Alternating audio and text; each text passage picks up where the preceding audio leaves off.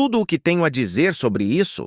Se alguém se importa com o que eu tenho a dizer sobre isso, pode me procurar no Google e pode olhar por 20 anos o que eu tenho a dizer. Mas eu não mudei minha opinião nem um pingo. Esta declaração, carregada de desafio e imobilidade, captura a essência de um homem que redefiniu o cinema moderno enquanto trava batalhas lendárias fora das telas. Esse homem é Quentin Tarantino. Nos anais de Hollywood, poucos nomes provocam tanta admiração quanto controvérsia. Hoje mergulhamos no coração das tempestades que cercam o diretor.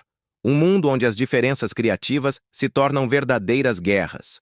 Você sabia que Quentin Tarantino marcou um ator como a covardia mais cara da história de Hollywood? Este ator teve a audácia de recusar 11 milhões de dólares oferecidos por Tarantino para participar de 2 de seus filmes, uma decisão que o diretor jamais perdoou. Mas a lista de conflitos não termina aí. A tensão tem sido uma constante. Outro ator, uma estrela de renome, cometeu o erro de chegar ao set em um luxuoso Range Rover.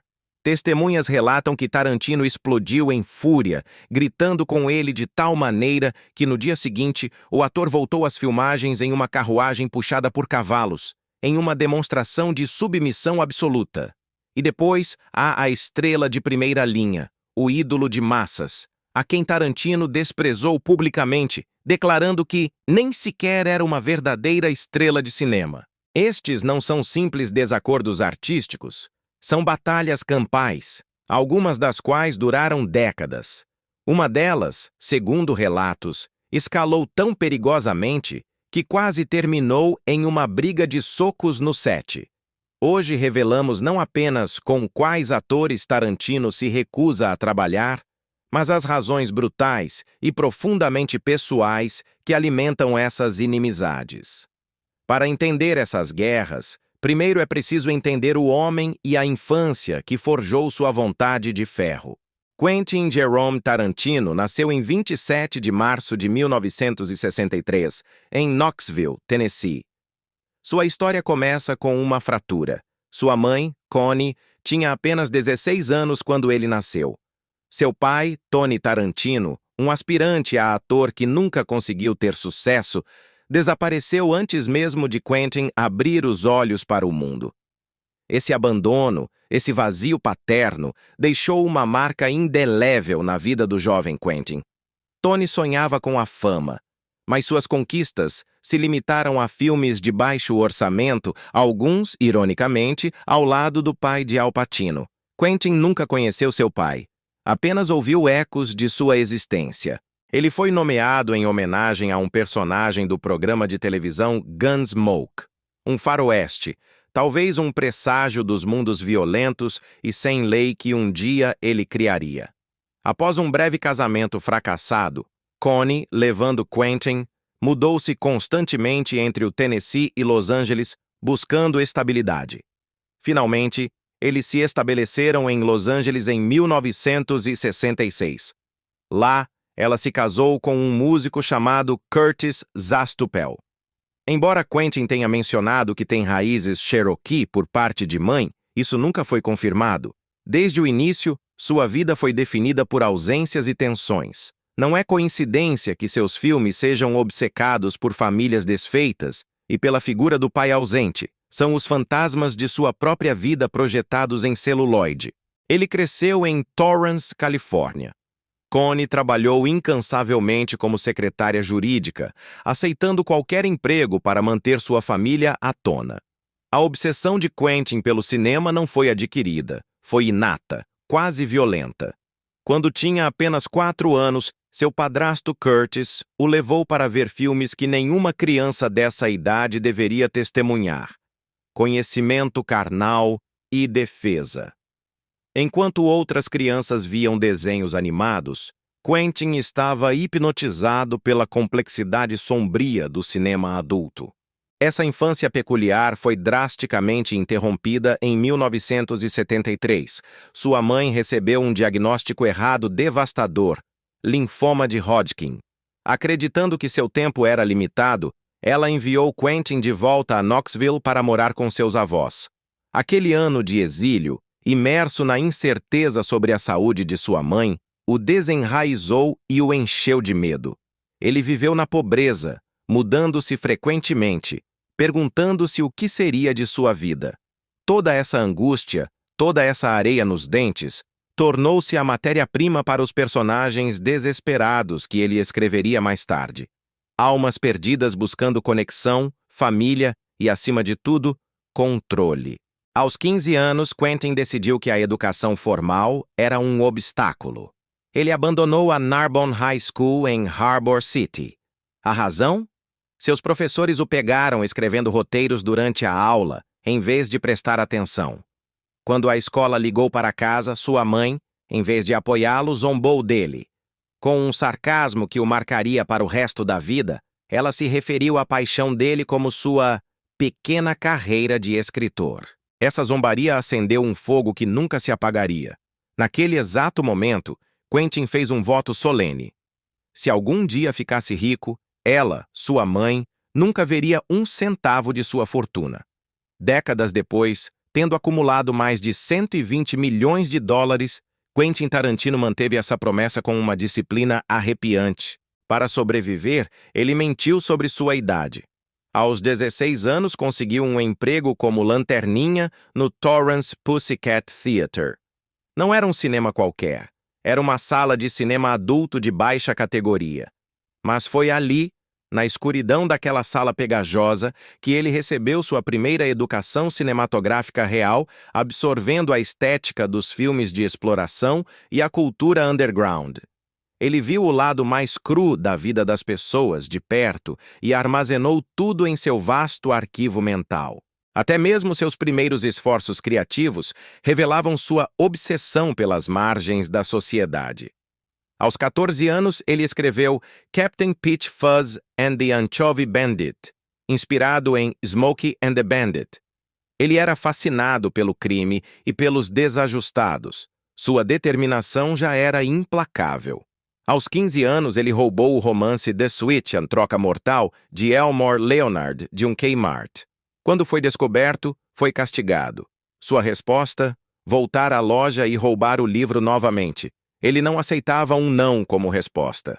Aos 24 anos, ele tentou fazer seu primeiro filme, My Best Friend's Birthday, o aniversário do meu melhor amigo, com seu amigo Craig Raymond, que conheceu na locadora. A filmagem foi caótica, a equipe era composta por amigos sem experiência, e a tragédia aconteceu quando um incêndio no laboratório destruiu mais da metade da filmagem. Apenas 36 minutos sobreviveram. O filme era amador, estava cheio de cocaína falsa e tensão muito real, mas naquele desastre já se podia ver exatamente o tipo de histórias que Quentin queria contar. Barulhentas, rápidas e carregadas de emoção crua. Sua verdadeira universidade foi um emprego que começou aos 22 anos. A Video Archives, em Manhattan Beach. Ele trabalhou lá por 5 anos cruciais. Ele não era um simples funcionário, era um erudito. Via mais de 100 filmes por semana, escrevia ideias em guardanapos e discutia apaixonadamente com os clientes sobre cinema. Foi lá que conheceu Roger Avary, que mais tarde coescreveria Pulp Fiction. Quentin sempre disse, eu não fui para a escola de cinema, eu fui ao cinema. E isso transparece. Ele ficou famoso por sua memória enciclopédica, suas referências profundas e sua crescente impaciência com atores que não conseguiam acompanhar seu ritmo. Quando a loja fechou, sua devoção era tal que ele comprou toda a coleção de fitas VHS, enquanto Avary ficou com os Laserdiscs. Essas fitas se tornaram o coração de seu projeto nostálgico, o Video Archives Podcast, lançado em 2022. E em 1988, ele recebeu seu primeiro cheque pago por Hollywood.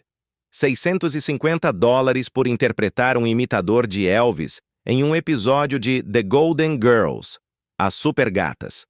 Esse episódio de casamento de 2 partes foi reprisado com frequência, e durante os anos seguintes, os royalties dessa breve aparição somaram $3.000. Foi o primeiro dinheiro real de uma carreira que logo explodiria, financiada pela determinação forjada no abandono, na zombaria e em uma devoção absoluta pelo cinema. Esse dinheiro residual de The Golden Girls, esses $3.000 ganhos interpretando Elvis, foi muito mais do que um simples cheque. Foi o oxigênio. Foi o combustível que permitiu a Quentin Tarantino sobreviver enquanto lançava ao mundo sua obra-prima de estreia, Reservoir Dogs, Cães de Aluguel. Esse dinheiro pagou o aluguel e a comida em uma época em que a maioria de Hollywood ainda o via como apenas mais um sonhador, um wannabe com ideias estranhas demais. Mas mesmo enquanto lutava por sua primeira chance, a tempestade de sua natureza combativa já estava se formando no horizonte. O problema sempre esteve lá, latente.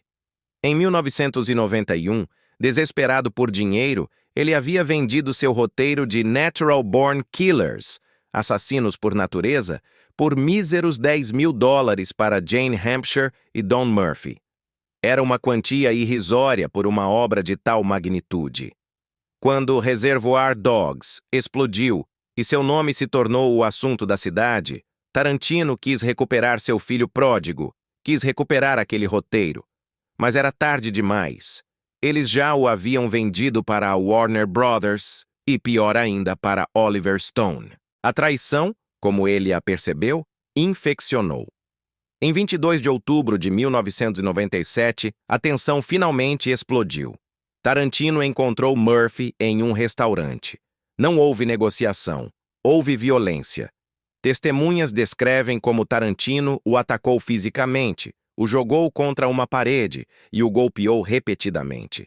Foi o próprio Harvey Weinstein quem teve que intervir para separá-los. A briga não parou por aí. Murphy o processou em $5 milhões. Longe de se esconder, Tarantino se gabou do incidente em um programa de entrevistas, admitindo tê-lo esbofeteado. Embora o processo tenha sido resolvido fora dos tribunais, a mensagem foi enviada e recebida em toda Hollywood. Não mexa com o trabalho de Quentin. É um código que ele impõe com os punhos, se necessário. E essa intensidade não se limitava à sua vida profissional, transbordava para sua vida pessoal.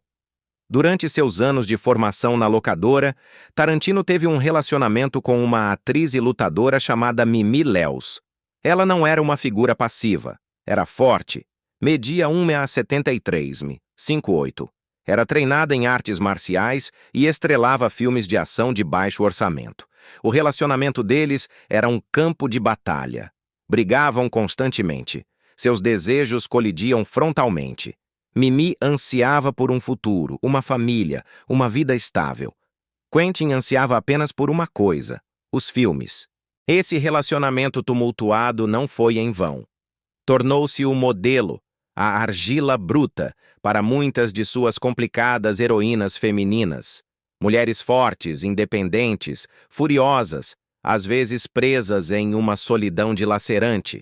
Mimi influenciou profundamente a forma como Tarantino escrevia sobre mulheres, especialmente aquelas pegas no fogo cruzado entre o amor e a ambição. Então, com o dinheiro e a experiência de vida acumulados, chegou o momento de Reservoir Dogs, Cães de Aluguel. Ele conseguiu $1,5 milhão da Live Entertainment para fazê-lo.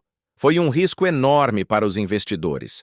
O filme foi rodado quase inteiramente em um armazém claustrofóbico. Harvey Keitel não apenas estrelou, mas foi seu anjo da guarda, ajudando a convencer outros a apoiarem o jovem diretor. O elenco trabalhou por uma miséria. O cronograma era brutal. Tinham que filmar tudo em 30 dias. Se algo desse catastroficamente errado, todo o projeto desmoronaria. E algo catastrófico deu errado. Seu nome era Lawrence Tierney. Tierney, um ator veterano de 72 anos escolhido para interpretar o chefe da máfia Joe Cabot, acabou sendo um pesadelo ambulante. Ele aparecia bêbado no set, desprezava abertamente o roteiro que tentava memorizar e, em um acesso de raiva, chegou a empurrar fisicamente Tarantino durante uma discussão no set. Quentin, cuja autoridade já era frágil, explodiu. Ele o demitiu na hora, apenas 5 dias após o início. A equipe, aliviada, aplaudiu a decisão. Mas o estrago era imenso. Tierney já havia filmado metade de suas cenas cruciais. Para piorar o caos enquanto estava demitido, Tierney foi preso por atirar com uma espingarda em seu próprio sobrinho. Tarantino não tinha escolha. Ele teve que procurar um novo ator, refilmar cada cena de Joe Cabot, gastando $400 mil de seu minúsculo orçamento. Esse golpe quase levou o filme à falência. Tiveram que cortar cenas, fazer cortes e reeditar freneticamente para esconder o desastre. Depois daquela experiência infernal, Tarantino jurou que nunca mais trabalharia com veteranos instáveis de Hollywood. Quando Cães de Aluguel finalmente estreou no Festival de Sundance em 1992, a reação foi visceral. A infame cena da tortura, o corte da orelha, fez com que algumas pessoas horrorizadas abandonassem a sala. Outros, no entanto, levantaram-se e aplaudiram. Durante a sessão de perguntas e respostas, Tarantino, desafiador, defendeu cada escolha sangrenta, discutindo acaloradamente com quem a chamasse de violenta demais. Não seria a última vez que ele brigaria publicamente por seu trabalho, mas a controvérsia funcionou. A Miramax comprou os direitos. De repente, Quentin Tarantino não era mais apenas um cara com um sonho. Era um diretor com um estilo, uma voz e uma reputação de ferro. Hollywood, sentindo o cheiro de dinheiro e talento, veio bater à porta. Alguém lhe ofereceu $1 milhão para dirigir uma comédia romântica genérica. Ele disse não. Ele queria controle. Sempre quis. Essa recusa em seguir as regras se tornaria sua marca registrada. Anos mais tarde, Will Smith recusaria o papel principal em Django Unchained, Django Livre, precisamente porque Quentin se recusou a atenuar a violência ou mudar a linguagem explícita. Outras estrelas também se afastaram. Ele não se curva. Ele não pede desculpas. Ele escreve as histórias que quer escrever. E desde o início, tudo em sua vida. Seu pai ausente, sua mãe irritada, a infância despedaçada, a obsessão por filmes, a locadora, as brigas, os fracassos, tudo já estava lá, esperando o momento de explodir na tela. No início dos anos 90, Quentin Tarantino e Roger Avary passavam horas intermináveis sentados em cafeterias, escrevendo o que se tornaria um dos roteiros mais revolucionários da história do cinema. Muitas das cenas de Pulp Fiction, Tempo de Violência, surgiram de material que Avary havia escrito primeiro para True Romance, Amor a Queima-Roupa. Mas Tarantino o pegou, o distorceu e o reestruturou tudo em um formato não linear que ninguém tinha visto antes. Quando o filme estreou no Festival de Cannes em 1994, não recebeu apenas aplausos. Ganhou a Palma de Ouro, o prêmio máximo.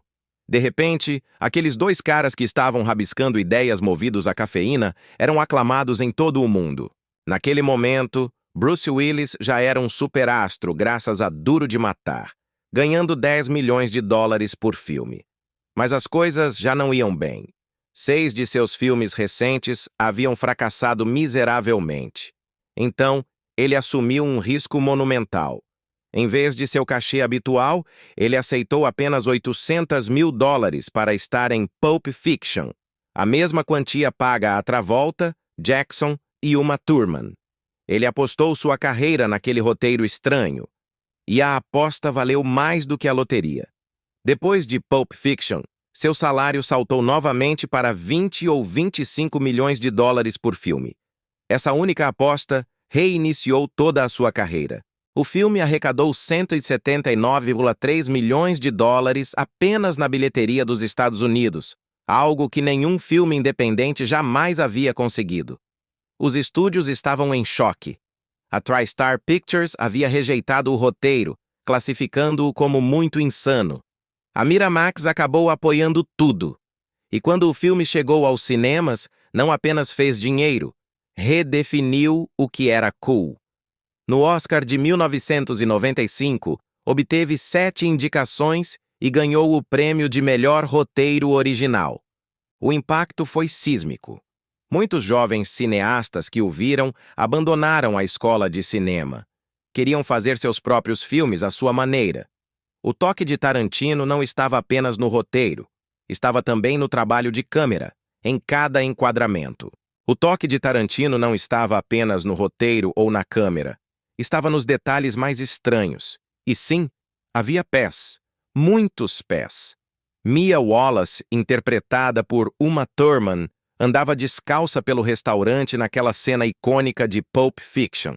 E quando ela estava deitada no sofá após a overdose, a câmera não desviava dos dedos de seus pés. Fabienne, a namorada de Butch, também mostrava seus pés descalços longamente no quarto do hotel.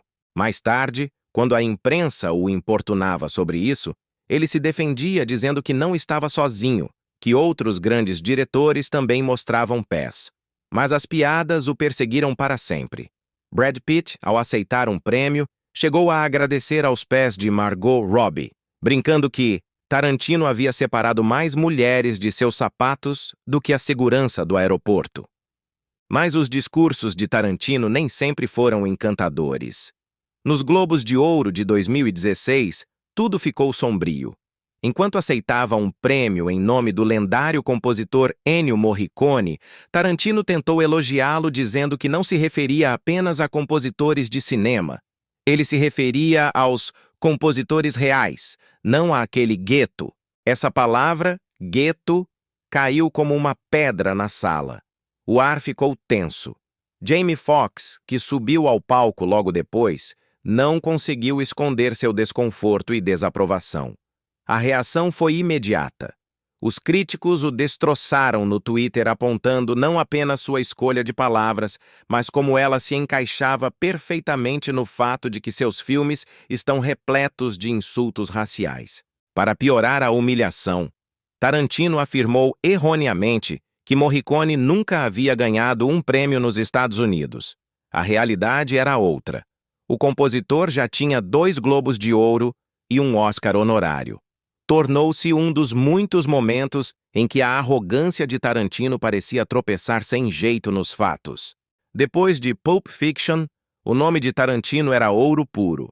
Mas nem todos queriam entrar em seu reino. Kevin Costner, uma das maiores estrelas do planeta, disse não para Kill Bill e também para Django Unchained, Django Livre, escolhendo seus próprios projetos em vez disso. Os papéis que ele recusou, como o vilão principal em Kill Bill, acabaram nas mãos de David Carradine. Costner não estava sozinho. Muitas grandes estrelas desconfiavam dos roteiros ultraviolentos de Tarantino ou de seu estilo de controle absoluto.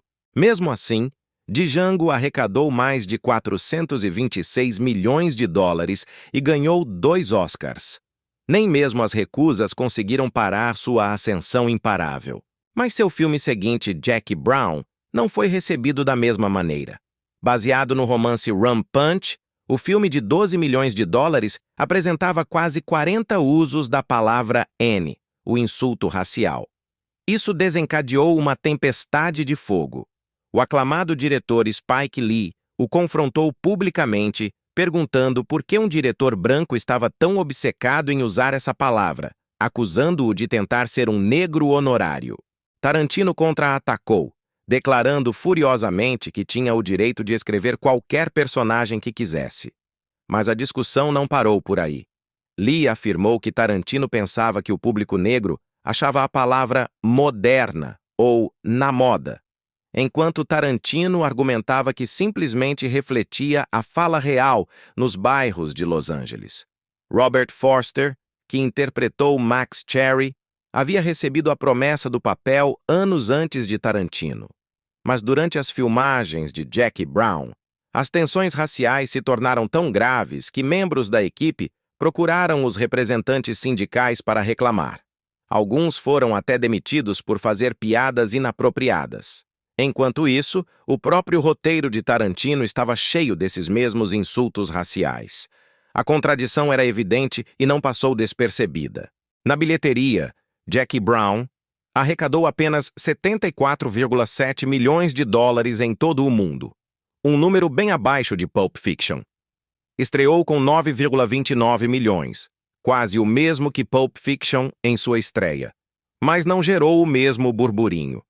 Tarantino culpou os críticos e o viés da indústria, mas a queda foi difícil de ignorar. Uma queda de 63% na receita dos CNA Miwa, apesar de ter um orçamento maior e uma estreia no dia de Natal. Nos bastidores, o romance de Tarantino com a atriz Bridget Fonda também causou problemas. Ele havia lhe oferecido o papel de Melanie durante um voo. Mas assim que as filmagens começaram, o relacionamento pessoal deles ficou tenso. Fonda detestava suas intermináveis horas de trabalho e seu perfeccionismo obsessivo. Ela não foi a única. Filmes posteriores teriam tensões semelhantes com atores como o próprio Jamie Foxx. Pam Grier, a protagonista, entregou uma atuação principal poderosa em Jackie Brown.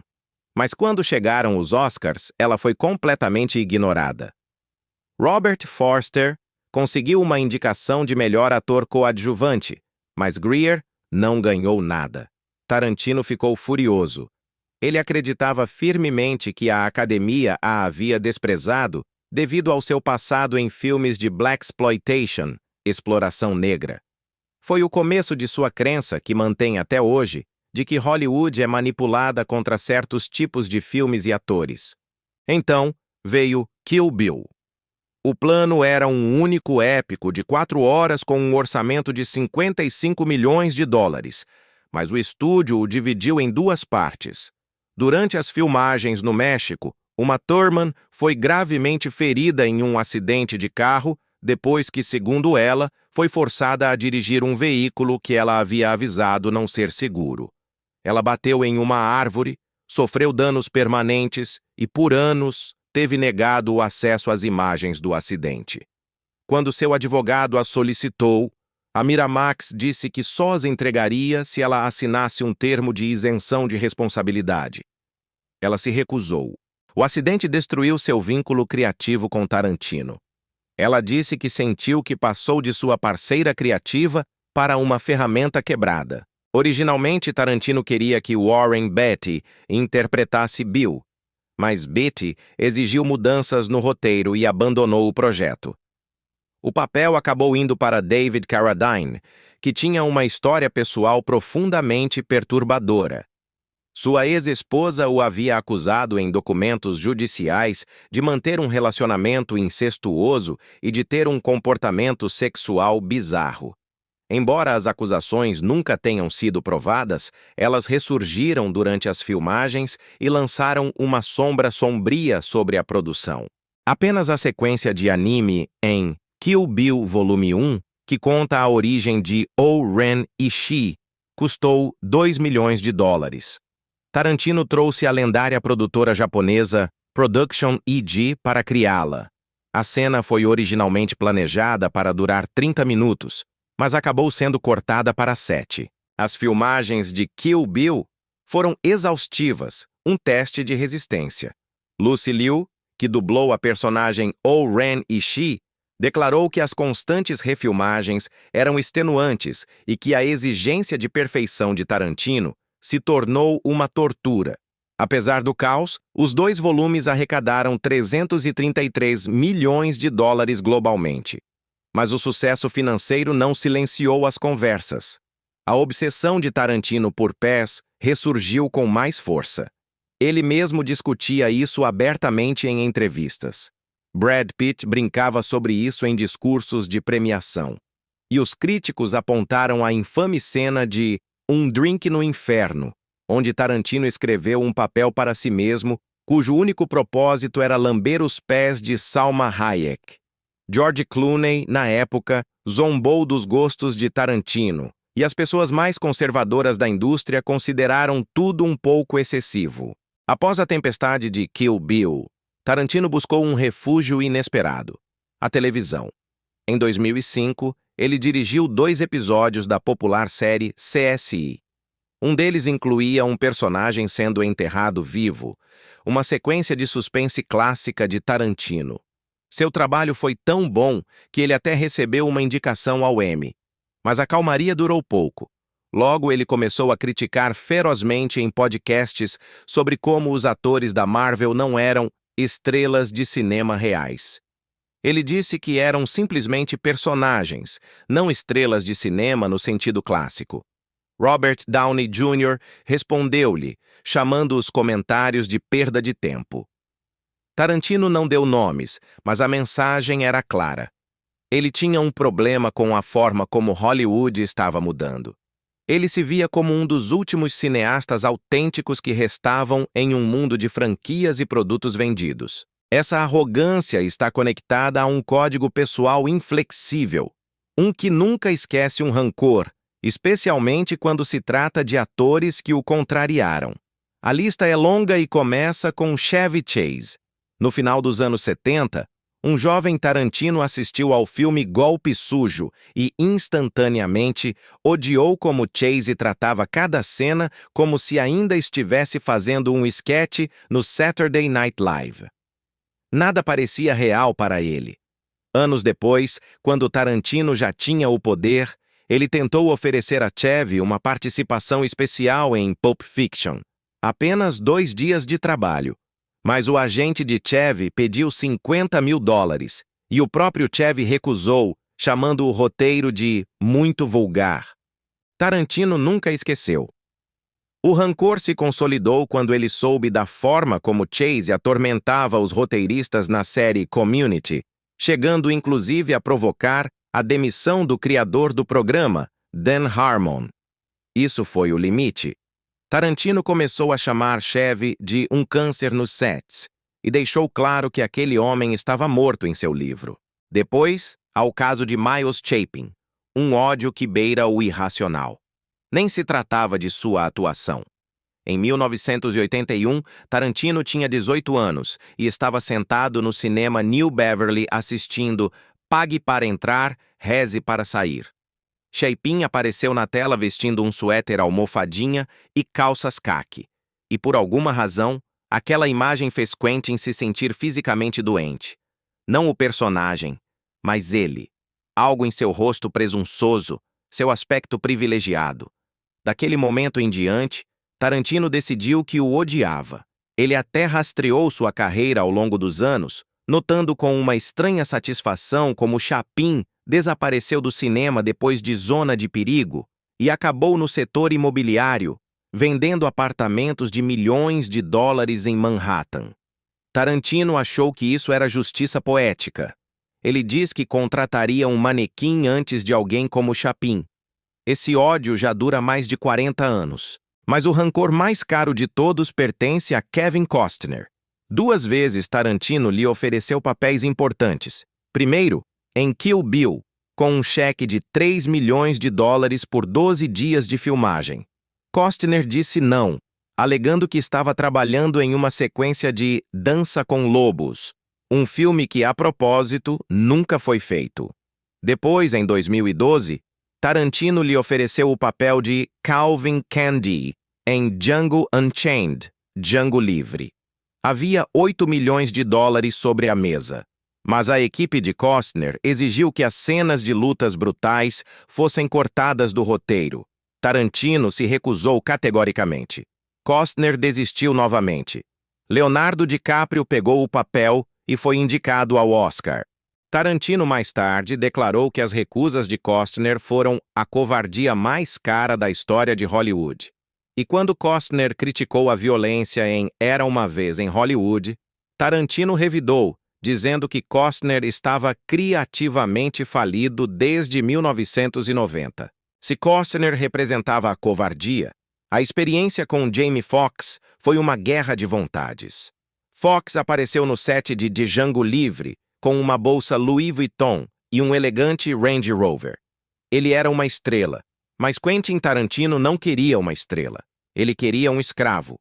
No segundo em que Foxx entrou, Tarantino explodiu. Ele gritou através do set que Django não deveria ser cool, não deveria ser rico, não deveria ter arrogância.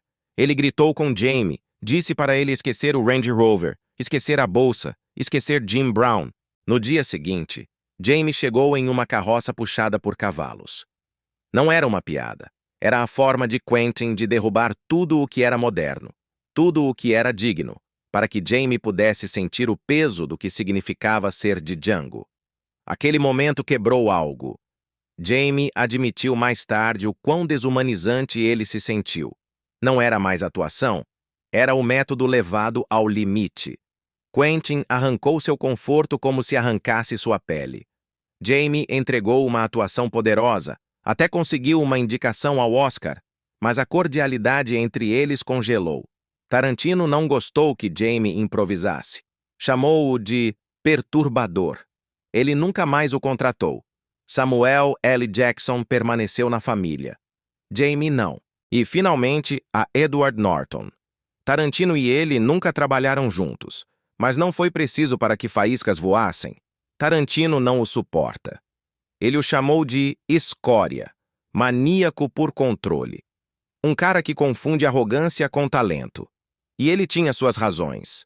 Norton tinha um histórico infame em A Outra História Americana. Ele assumiu o controle do filme, adicionou 40 minutos e tomou o corte final do diretor. O desastre foi tão grave que o diretor tentou remover seu próprio nome dos créditos e substituí-lo por Humpty Dumpty. E isso, ressalta Tarantino, não é uma metáfora. E sim, essa história de Edward Norton é real. Isso realmente aconteceu. Nas reuniões para discutir projetos, Norton certa vez apareceu com um rabino, um padre e um monge. Não era uma piada. Ele os levou como apoio espiritual para guiar as negociações. Para Quentin Tarantino, um homem que trata seus roteiros como se fossem o evangelho sagrado, esse ato foi mais do que uma excentricidade. Foi um ato profano. Significava que Norton não queria apenas discutir o papel, ele queria desconstruir a alma da obra. Tarantino declarou publicamente que se Norton algum dia colocasse as mãos em um de seus filmes, tudo se tornaria nuclear. E observando a história de Norton, como sua demissão de O Incrível Hulk por reescrever o roteiro constantemente, não é difícil ver por que Tarantino mantém essa distância segura. Mas se a batalha com Norton foi sobre controle criativo, a guerra com Denzel Washington foi sobre respeito e uma palavra. Aconteceu no set de Maré Vermelha. Tarantino havia adicionado alguns diálogos, incluindo, é claro, a palavra N. Denzel não ia permitir. Ele não o chamou de lado, não lidou com isso em particular. Ele o confrontou ali mesmo, na frente de toda a equipe. Se vamos conversar, conversamos agora, disse ele. Foi cru, foi público, foi uma humilhação direta à autoridade do escritor. Tarantino nunca esqueceu. Por uma década eles não se falaram, nem projetos, nem ligações. Uma guerra fria. Mas em 2005, Denzel deu um passo à frente. Ele se desculpou. Disse a Tarantino: "Não vale a pena carregar isso para sempre." Ele deixou o rancor ir. E Tarantino também o fez, ou pelo menos o suficiente para dizer que o assunto estava encerrado.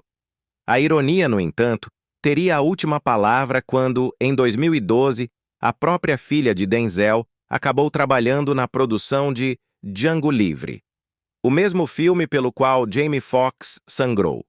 O mesmo filme que estava encharcado da palavra exata que havia iniciado a guerra entre eles uma década antes. E apesar da trégua, Tarantino nunca deu um papel a Denzel. Embora tenha dito uma vez que seria uma honra, a história entre eles era simplesmente barulhenta demais. E falando em Django, a história desse filme tem outra vítima de alto perfil: Will Smith. Smith teve a chance de ser Django. Não qualquer personagem, mas o protagonista em um dos roteiros mais audaciosos de Tarantino. Mas em 2012, quando o papel estava sobre a mesa, Smith não apenas o recusou, ele tentou reescrevê-lo. Will Smith exigiu que fosse Django, o escravo, quem acabasse pessoalmente com o vilão Calvin Candy. Ele não gostava que o Dr. King Schultz, o personagem alemão, tivesse aquele momento culminante e definidor. Smith disse à Entertainment Weekly em 2013: "Django não era o protagonista. Eu preciso matar o vilão." Essa foi sua linha na areia. Tarantino não ia ceder. Ele se recusou a alterar a estrutura de sua história. Jamie Foxx entrou, aceitou o papel sem condições, sem reescritas, apenas imersão total. Mais tarde, Tarantino lançaria seu próprio dardo, dizendo que Smith simplesmente não conseguiu lidar com a imersão na escravidão e insinuou que a desculpa pública de Will, que queria proteger seus filhos da intensidade do filme, tinha mais a ver com seu ego do que com sua preocupação familiar. Por trás dos sorrisos e das relações públicas, o incidente ascendeu como uma das inimizades mais intensas e silenciosas de Hollywood, avançando rapidamente para George Clooney. Ele e Tarantino tinham uma história que remontava a Um Drink no Inferno, em 1996, mas tudo desmoronou em 2019, quando Tarantino lançou um golpe brutal e gratuito. Ele disse que Clooney não era uma verdadeira estrela de cinema, simplesmente o descartou. Ele não é uma estrela de cinema. Diga-me um filme dele desde o milênio que seja. Isso não foi apenas um comentário passageiro. Cortou fundo. Clooney, que ganhou seu Oscar de melhor ator coadjuvante por Syriana, em 2005, e construiu a maior parte de seu legado precisamente depois do ano 2000, não ia deixar passar. Em uma entrevista à GQ em 2024 ao lado de Brad Pitt, Clooney revidou: "Desde o milênio, essa é basicamente toda a minha carreira." E então veio o golpe final. Então agora eu penso, cara, vai se fio. A tensão não era apenas pessoal, era filosófica. Tarantino continuava a criticar a marvelização de Hollywood. Clooney, uma figura mais amigável aos grandes estúdios, pendia para o outro lado. Um via a arte, o outro entendia o negócio. E assim, décadas de história compartilhada pararam abruptamente. Mas a maior e mais barulhenta batalha filosófica de Tarantino não foi sobre super-heróis. Foi sobre raça, propriedade e história. Em 1997, as coisas azedaram rapidamente.